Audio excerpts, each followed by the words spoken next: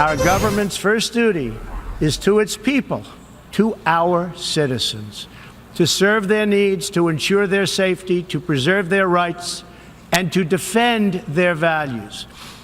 As President of the United States, I will always put America first, just like you, as the leaders of your countries, will always and should always put your countries first. The Washington Post saying President Trump's UN speech was, quote, conventional, sounding just like what other presidents have said, that the UN is the place to resolve disputes, that the president supported human rights, democracy, he opposed rogue regimes, he espoused a global community of strong sovereign nations. It's a speech that's being praised on both sides of the aisle. And if you forgot, here's how President Obama delivered his UN address. In America, there is too much money in politics. Too much entrenched partisanship, too little participation by citizens. We've made our share of mistakes over these last 25 years, and we can only realize the promise of this institution's founding to replace the ravages of war with cooperation if powerful nations, like my own, accept constraints. Sometimes I'm criticized in my own country for professing a belief in international norms. So just as I've pursued these measures here at home, so has the United States worked with many nations to curb the excesses of capitalism. Joining me now, contributor for the Washington Examiner, Gianna Caldwell, and liberal commentator Wendy Osefo. Good to see you both. Gianna, what do you make of the difference in tone between these two speeches? Well, you know what? I always had a personal issue with the way President Obama delivered that speech. I thought that it was too apologetic for our values. Now, I'll say, although I sometimes have issues with President Trump, and I'm vocally provider of those issues, but I thought this was savagely presidential. Honestly, I think he made the country, in my view, proud that we stood strong. We're protecting our values. Obviously, democracy is something that we believe very much in. And on the point of what he said about North Korea, look, we're going to protect our allies or we're going to wipe you out, pretty much is what he said. And I think that's something that's been missing in this country, the fact that we're going to stand strong. We are a hegemon, and we are the ones that the world looks to in times of need, especially when North Korea is continuing to send rockets, as President Trump calls them, Rocket Man, over to really irritate and potentially scare our allies. So I thought that was a pretty good, strong tone that the president took. Wendy, we have other news with President Obama. He's expected to get a $400,000 payday for a Wall Street speech from the same so-called fat cats President Obama once criticized. Let's listen. I want to be clear. We're not trying to push financial reform because we begrudge success that's fairly earned.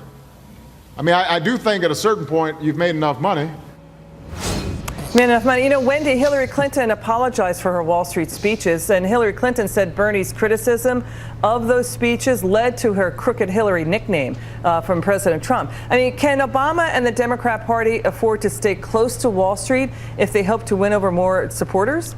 Well, they have to have a narrative, and a narrative that's consistent. I think that that's really important for the American people. We want to make sure that what we're hearing from our politicians is something that they stick to both when they're in office and when they're out of office. And just to point to Gianno's comment a little bit earlier, we have to understand that the President of the United States is the most powerful man in the world. And earlier we had President Rouhani come out and say that his words were not only hateful, but he demanded an apology. So while it's okay to have an America first approach, we cannot do that and alienate ourselves from other world powers. This is not a binary decision. You can be America first and still be diplomatic at the same time. I think he was trying to be diplomatic. Go ahead, It hasn't gotten us much of anywhere. We've been working with the UN. There's been so many sanctions on North Korea, it seems like it hasn't made a difference. So at this point, you need to know, North Korea, if you don't stop, this is what your actions are going to get you. He wasn't and again, President Trump was basically repeating what Hillary Clinton, Bill Clinton, and Obama said, that if North Korea uses its nukes, that the U.S. will retaliate. Trump was in line with that. Gianna, Wendy, stick with us. We're going to have more from you after the break.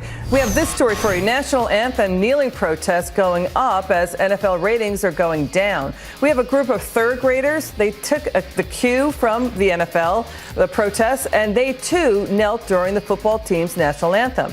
We've got a guest coming up who's saying they're too young to have a political opinion, and then this is totally wrong. This shouldn't be happening. For more on this story after this. The NFL season off to a bad start. Viewership for the season's opening game down 13% versus 2015. Some critics blaming the decline on recent player protests of the national anthem. And now this, a third-grade football team in Illinois kneeling in protest during the national anthem ahead of a Pee Wee game. Here's what the team's coach had to say. One of the kids asked, can we do that? Those are his words. And I said, as long as we know why we're doing it, I don't have a problem with kneeling. I felt like it was a good teaching moment for me. Let's bring back the political panel, Gianna Caldwell and Wendy Osefo. You know, Gianna, our soldiers get paid a tenth of what Colin Kaepernick and NFL football players get paid. They get their legs and limbs shot off, and they'd be lucky to get the compensation and the care that they deserve. Do you feel that these kids are being influenced wrongly by these NFL players? You know, that's a good question, and I certainly respect anybody's ability to protest, but is this the right time? I'm protesting the NFL at this point, but in fairness, I've been protesting since I was born, since I don't watch sports. But on a more serious point, I think that there's a time and a place for everything. Colin Kaepernick, I'm not sure where this ends. Where does this get us as a country? Does this inform the police to somehow stop things which we know is a small fraction that have abused their power? Does this stop them? I'm not sure it does. So yeah, this is influencing these youth. I don't even think they really know why they're kneeling. It's just something that seems to be a fairly popular thing at this particular point. You know, recent polls show, Wendy, that the NFL fans, they don't like politics coming into the game. And it comes at a time, Wendy, when people are more and more cord cutting. They're getting rid of their cable TV and they're just doing streaming. I mean, the NFL charges billions of dollars for these NFL games. Is this a business issue for them now? It is a business issue because people are not watching the NFL for two different reasons. One, they're protesting it because some people believe that Kaepernick needs to be in the NFL, and other people are protesting it because they feel like there's too much politics in the NFL. However, at the end of the day, they have to decide which line they're going to sit on. And, you know, about the kids who are kneeling, I am a mother of a 4-year-old and a 2-year-old. And I think what the coach said that was really important was he said, as long as they know why they're doing it. So it's never too young to be aware of your surrounding. So if the 4-year-old, 2-year-old, 5-year-old, or anybody in Pee Wee football wants to take a knee, they have the right to do so. It doesn't matter what age you are. Yeah, there is a First Amendment right here. What do you think, Gianna? No, I agree completely with Wendy. I know at the end of the day, we all should be educating our youth on the things that are going on around Absolutely. us. At this time, it's just a matter of what are the ramifications of our actions? What does it get us? And I think that's a part of the learning experience. I just don't know if you want to politicize third graders' football games. Gianna, Wendy, thank you for joining. Thank you.